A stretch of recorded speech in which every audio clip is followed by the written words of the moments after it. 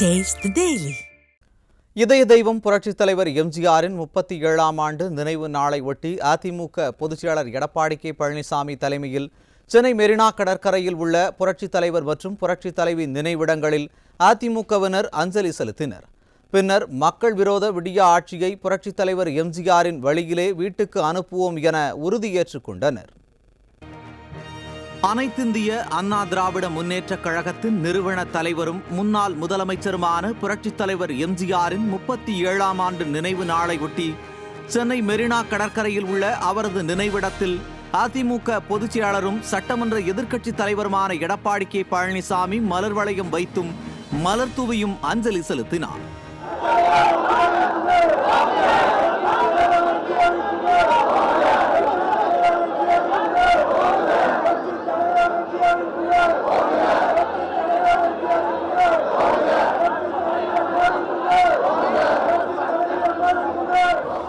தொடர்ந்து கழக தலைமை நிலைய செயலாளரும் முன்னாள் அமைச்சருமான SP வேலுமணி, முன்னாள் அமைச்சரும் மாவட்ட கழக செயலாளருமான தங்கமணி, நாடாளுமன்ற உறுப்பினரும் முன்னாள் அமைச்சருமான CV சண்முகம் ஆகியோர் மலர் தூவி மரியாதை செலுத்தினர்.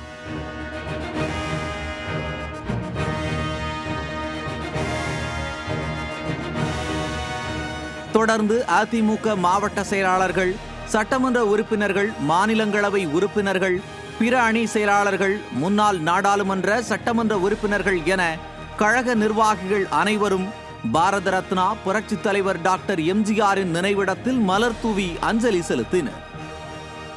இதனைத் தொடர்ந்து நினைவிட வளாகத்தில் குடும்ப ஆட்சியின் கோரப்பிடியில் சிக்கித் தவிக்கும் தமிழக மக்களை காப்பாற்ற புரட்சித் தலைவர் எம்ஜிஆர் வழியிலே தீய சக்தி திமுகவை விரட்டி அடிக்க சூளுரைத்து விடியா திமுக அரசை வீட்டுக்கு அனுப்ப, தீய சக்தியை அடியோடு அழித்திட புரட்சித் தலைவர் புரட்சித் தலைவி ஆகியோர் மீது ஆணையிட்டு கழக பொதுச் செயலாளர் எடப்பாடி கே பழனிசாமி தலைமையில் உறுதியேற்றனர்.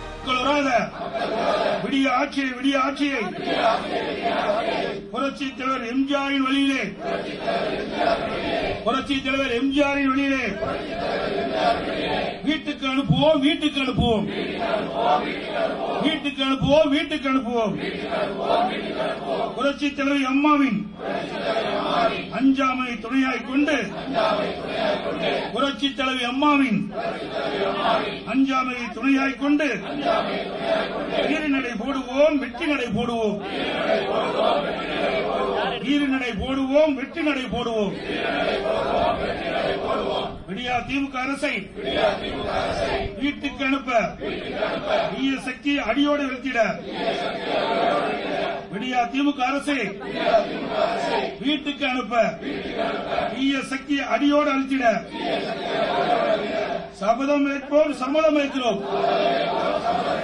பின்னர் 2 நிமிடம் மௌன அஞ்சலி செலுத்தப்பட்டது.